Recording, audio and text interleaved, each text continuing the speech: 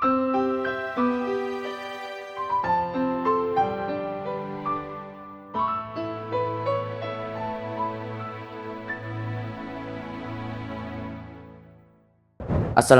warahmatullahi wabarakatuh. Waalaikumsalam warahmatullahi wabarakatuh. Bagaimana penjelasan tentang najis hukmiyah dan cara menghilangkan was-was berlebihan yang membuat stres sehingga mengganggu ibadah? Mohon penjelasannya, Abah. Baik, Masya Allah. Najis hukmiyah. Kalau najis hukmiyah termasuk adalah najis yang sangat gampang. Najis mutawasito itu ada dua, ada ainiyah, ada hukmiyah. Najis mutawasito hukmiyah adalah najis yang sudah dihilangkan bentuknya. Jadi ada kotoran di lantai. Kotoran di lantai tadi apa kotoran ayam ataukah kencingnya bayi anak kita, itu tinggal diambil dengan tisu. Tisunya jangan tisu basah. Kalau tisu basah tambah najis. Tisu kering diambil.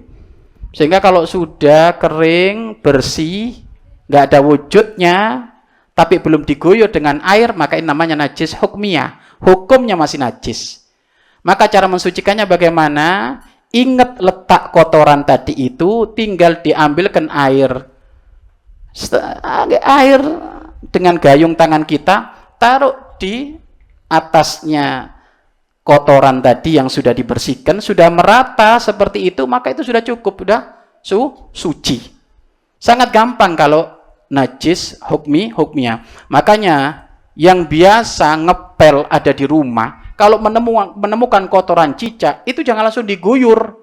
Kalau langsung diguyur Bapak Ibu, itu kotorannya, najisnya kemana-mana. Maka dicek dulu mana yang ada kotorannya cicak sama kotoran wirok, ya kan gitu. Itu dicek dulu, oh ada kotoran wirok, itu diambil dulu dengan tisu, ya kan, dibersihkan dulu semuanya sampai nggak ada bentuknya, tinggal bekasnya saja, maka ini najis hukmiyah. Cukup nanti dikelucurkan air dari atas, itu sudah cukup suci. Itu paling enak Bapak Ibu kalau najis hukmiyah. Tapi kalau najisnya ainiyah ada bentuknya, maka itu harus disucikan, dibersihkan sampai hilang bentuknya. Diguyur. Kalau malah diguyur terus sampai hilang bentuknya. Ya. Kalau urusan najis semuanya ada tata caranya, sangat mudah, sangat gampang. Tapi muskilahnya adalah yang was-was.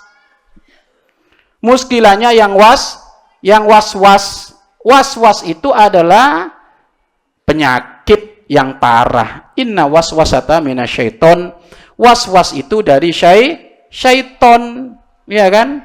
Was-was itu dari setan. Makanya kalau kita ngikutin setan, ya nggak ada ujungnya. Makanya untuk mengobati was-was itu bagaimana?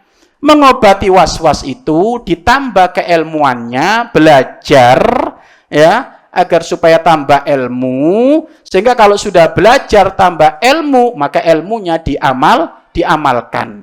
Orang was-was Bapak Ibu menyiksa. Coba sekarang Bapak Ibu, baju yang sudah dicuci oleh orang tuanya dicuci lagi.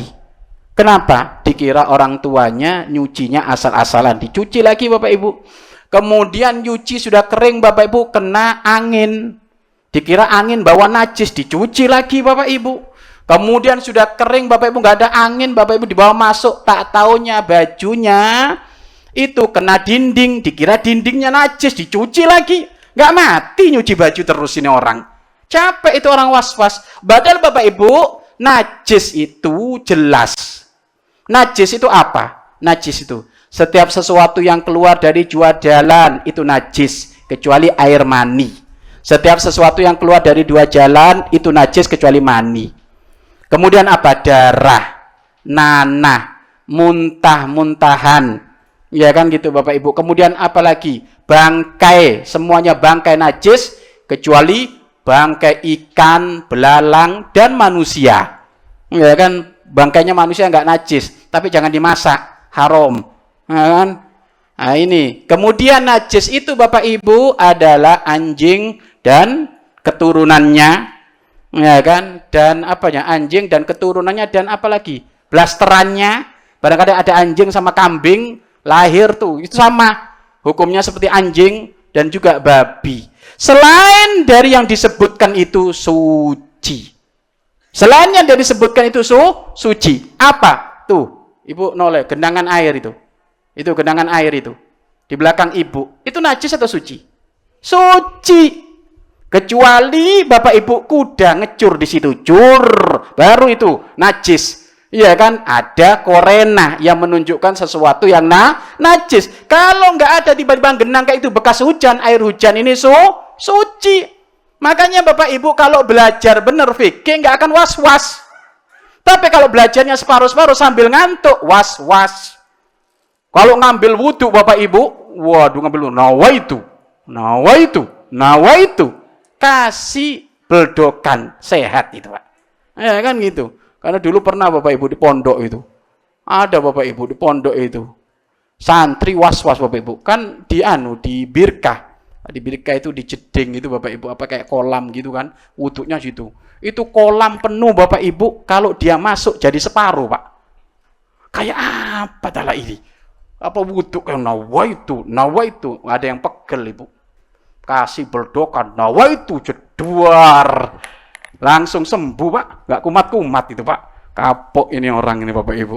Iya kan, bang penyakit ya Bapak Ibu, penyakit. Bahkan kata Imam Ghazali, orang yang was-was itu titelnya banyak, sok keminter. Iya kan, alias bahlul, bebel, bodoh. Iya kan Bapak Ibu. Kenapa? Loh dia ilmu ini menjadikan yakin kok malah dia was-was. Makanya kalau ada orang was-was Bapak Ibu, suruh sholat di kamar mandi. Sholat aja di kamar mandi itu, Bapak Ibu. Sholat di kamar mandi sah atau tidak? Sah. Ya kan? Kenapa? Karena setiap kencing di kamar mandi disiram, kecuali kucing. Makanya kalau ke kamar mandi nggak pernah disiram, itu manusia setengah kucing.